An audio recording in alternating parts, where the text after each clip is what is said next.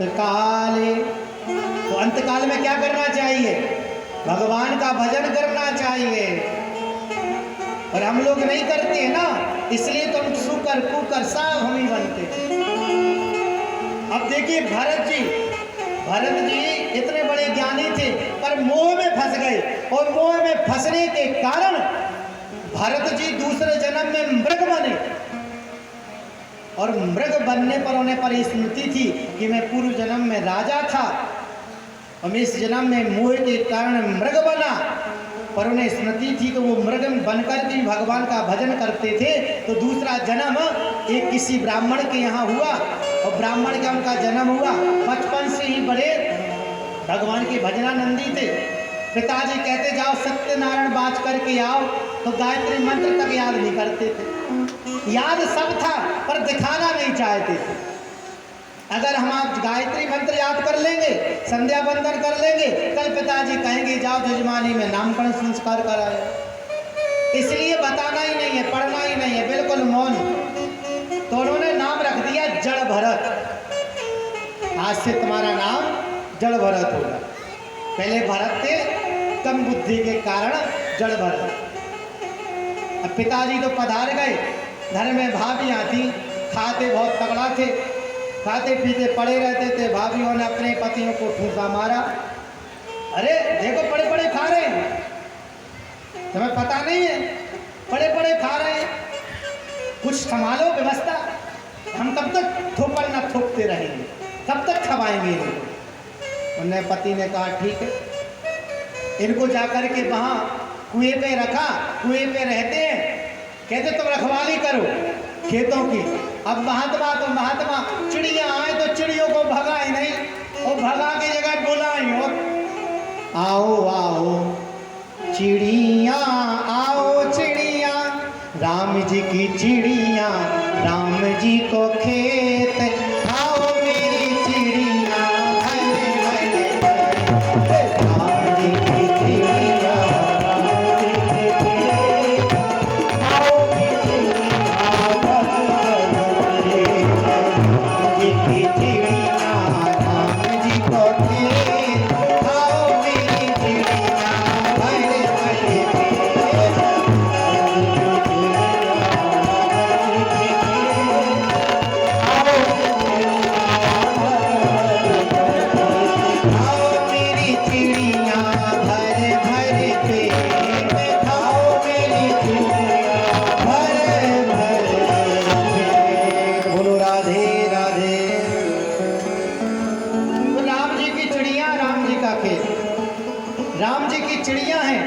राम जी का खेत है, खाओ चिड़िया भर भर पेट। अब दूसरे दिन उनके भाई ने देखा, चलो चलो निकलो घर से, किसी काम के नहीं हो, भगाने की जगह बुलाओ, निकाल दिया घर से बाहर। और घर से बाहर जैसे ही निकल गए, एक दिन डाकुओं ने पकड़ा, डाकुओं ने कहा चलो अच्छा मोटा हट्टा कट्टा है, इसी की बलि काली माता को चढ़ा देते हैं। पर वो ब्रह्म ज्ञानी थे, काली माता प्रकट हुई, उनकी रक्षा की। आगे एक पालकी में एक राजा जा रहा था, उसका साथी जो कघार चला रहा था डोली को, एक भाई अस्वस्थ हो गया। तो राजा ने कहा कोई ना कोई किसी को पकड़ लो। वो रघुगण नाम का राजा था, जिस मृग के मोह के कारण वो मरे थे, वही मृग राजा बना, वही मृग राजा बना था। तो एक दिन राजा ये हुआ, कगार जा रहे थे, राजा उसमें बैठा था, जड़ भरत जी को देखा, साथियों ने जड़ भरत जी को अपनी टोली में लगा लिया, डोली में। जड़ भरत जी चलो, महात्मा की चाल तो बड़ी अद्भुत होती है। हम महात्मा ऊंचे देख करके थोड़ी चलता, महात्मा नीचे देखता है। नीचे इसलिए देखता है कि कोई चींटी ना मरे, कोई मर ना जाए, किसी की हत्या ना हो जाए, इसलिए महात्मा नीचे देखते हैं। होता क्या है कि 3 कघार लगे थे, 3 सेना उसमें लगी हुई थी, चौथे जड़ भरत जी लगे थे। अब नीचे, अब तीनों का बैलेंस एक ना रहेगा तो क्या होगा, टोली हिलेगी तो डुलेगी। अब क्या होता, जैसी चींटी आती सामने, वैसे ही भरत जी छलांग लगाते। अरे जब अंदर टोली में बैठा हुआ, डोली में बैठा वह राजा, और चलाने वाला छलांग लगाए तो क्या होगा उसका, उसको अंतरदशा। जैसी छलांग लगाए उसका सिर और जैसी सिरघला बल्ली में उसने, अरे ढंग से नहीं चलते हो, चलना नहीं आता है क्या तुम लोगों को? अच्छे से चलो, तुम्हें पता नहीं है मैं रहुगण नाम का राजा हूं। अब महात्मा तो महात्मा, चाह गई चिंता नसी मनवावे परवाह, ताको कछु न चाहिए सोही साहंसा। राजा कौन है? जिसे किसी की चाह नहीं है वो राजा है। रघुवर ने झांक करके देखा और व्यंग कसा, अरे बड़ा पतला लग रहा है, कमजोर इसलिए चल नहीं पा रहा है। और रघुगण ने एक बार देख करके पतला कहा तो अब जड़ भरत ने सोचा अब इसका मुक्ति का मार्ग खोलना पड़ेगा, अगर इसने मेरा अपमान ज्यादा कर दिया नरक चला जाएगा। रघुगण ने पुनः जब उन्होंने आवाज लगाई, राजा ना कोई मोटा होता ना कोई पतला होता है, मैं तो एक आत्मा हूँ। ये शब्द जब अंदर रघुगण ने सुना और रघुगण ने सुनकर के जैसे ही झांक करके देखा कि एक मोटा सा यज्ञोपवीत जड़ भरत की कंधे पर लटक रहा था, राजा ने पालकी को छोड़ करके महात्मा के चरणों में जा करके गिर गया। महाराज कौन हो तुम? तुम्हारा नाम क्या है? कहीं कपिल देव तो नहीं हो जिनका मैं सत्संग सुनने जा रहा हूँ? बोले नहीं नहीं। फिर कौन है आप महात्मा? मुझे ज्ञान का उपदेश दीजिए। आपने कहा ना मैं मोटा होता हूँ ना मैं पतला होता हूँ, क्या शरीर मोटा पतला नहीं होता है? तो जड़ भरत ने कहा नहीं नहीं राजन, तुम्हें पता होना चाहिए हम शरीर नहीं हैं, हम शरीर नहीं है, हम तो भगवान की आत्मा है।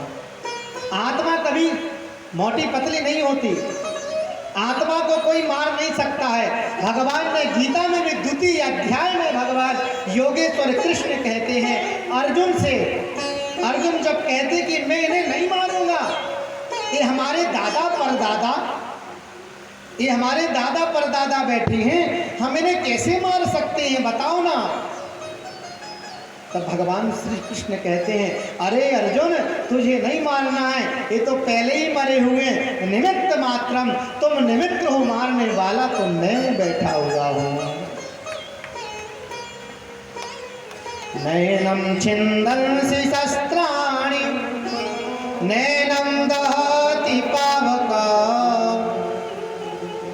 आत्मा को कोई जला नहीं सकता है, आत्मा को कोई छेदन नहीं कर सकता है, उस आत्मा को कोई गला नहीं सकता है। वो आत्मा कौन है? वो आत्मा ही तो परमात्मा का रूप है।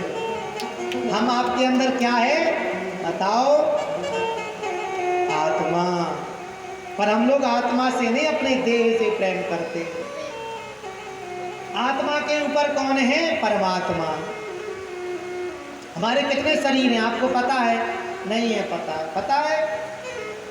अभी तो आपको यही पता है कि अच्छा खाते पीते सो जाते हैं, क्या करते हैं। हमारे 3 शरीर होते हैं, बड़े ध्यान से गौर से सुनिएगा कथा। एक होता है स्थूल शरीर, एक होता है सूक्ष्म शरीर, एक होता है कारण शरीर, तारण शरीर भी होता है। स्थूल शरीर, सूक्ष्म शरीर और तारण शरीर, ये 3 शरीर होते हैं। स्थूल का मतलब समझते हैं आप? दिख रहा है, हाथ मांस का पुतला पूरा चल फिर रहा है, घूम रहा है, फिर रहा है, कचौड़ी पकौड़ी खा रहा है, ये कौन है? ये हमारा स्थूल शरीर है। अब इसके अंदर कौन सा शरीर है? वह है सूक्ष्म शरीर। सूक्ष्म शरीर क्या है? सूक्ष्म शरीर दिखता नहीं है पर होता है। आत्मा दिखती नहीं है पर है। आत्मा है अंदर बैठी है तभी तो हम बोल रहे हैं, और अंदर आत्मा नहीं होती, अगर वो सूक्ष्म शरीर नहीं होता तो हम कहाँ से बोलते, बोल पाते? जब यह शरीर से बाहर आत्मा निकल जाती है तो शरीर को जा करके जला देते। जिसको सजाया धजाया उसको आज लकड़ी में लगा दिया। हम बड़ा स्नेह करते हैं। अब आप जैसा कर्म करोगे, कर्म के आधार पर आपको योनि मिलेगी। जैसे शरीर, आत्मा ने शरीर को छोड़ा, भाई आत्मा तुरंत प्रेत योनि में चली जाती है। भाई आधार तो चाहिए ना कुछ कुछ। आधार चाहिए। तो पहले आधार था शरीर, अब दूसरा आधार है प्रेत योनि। अब प्रेत योनि में वो गया और यम के पास, यमलोक पहुंचने में 365 दिन लगते हैं, मतलब 1 वर्ष।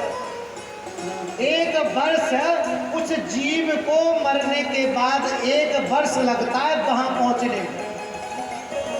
अब जैसी जैसे कर्म करोगे वैसी वैसी रास्ता और मार्गों से ले जाया जाता है। आप लोग कहते गैया दान कर दो वैतरणी पार हो जाएगी, कहते ना गाय दान करते हैं। अच्छे कर्म करोगे तो फूलों में से जाओगे, बुरे कर्म करोगे तो कांटों में से ले जाओगे। 1 साल लगता है, इसलिए 13वीं के दिन 365 पिंडदान किए जाते हैं और 365 बार यह पीपल को जल दिया जाता है। वो जो प्रेत होता है वो जौ के और जौ ही उसके शरीर में, उसका सुई की नोक बराबर मुख रहता है, वो जौ और जल के माध्यम से 365 पिंडदान किए जाते हैं और 1 वर्ष उसको पहुंचने में लगते हैं वहाँ तक। फिर इसके बाद उसका दंड निर्धारित होता है कि भैया तूने क्या क्या किया है। ये भी भागवत में वर्णन है 5वें स्कंद में। क्या वर्णन है कि आप जैसा कर्म करोगे आपको वैसा फल मिलेगा। जो दारू पीते हैं ना, दारू आजकल सबसे ज़्यादा प्यारी चल रही है, बच्चों से भी प्यारी, पत्नी से भी प्यारी, सबसे न्यारी दारू हमारी। लाल की पीले, एक दिन कुछ दिन पहले एक गाना चला था ना, जीने पी लई फिर ना पिए का मालूम। आजकल गाने भी काम मेरा रोज का, ना मुझको कोई टोके ना किसी ने टोका, ऐसे ऐसे गाने चल रहे हैं। अभी तो दारू शुरू हुई है, अभी देखो क्या क्या होना बाकी है। बारे दारू इसको बिल्कुल छोड़ दीजिए।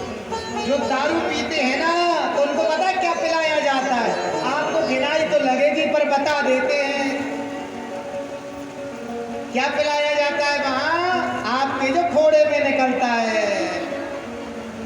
घिनाई तो लगेगी, पहले बता दिया था, वो पिलाया जाता है। और जो मांस भक्षी होते हैं ना, जो गाय मांस खाते हैं, अंडे खाते हैं, मुर्गे खाते हैं, उनको वहां पर उनका ही मांस काट करके खिलाया जाता है, उनका ही मांस। जैसे जैसे छेदोगे वैसे वैसे यम के दूत ले पकड़ करके हाथ टांग, और जैसे तुम कढ़ाई में जैसे खूब तलते हो ना जीवों को, ऐसी वहां कढ़ाई में तुमको भी डाल दिया जाए।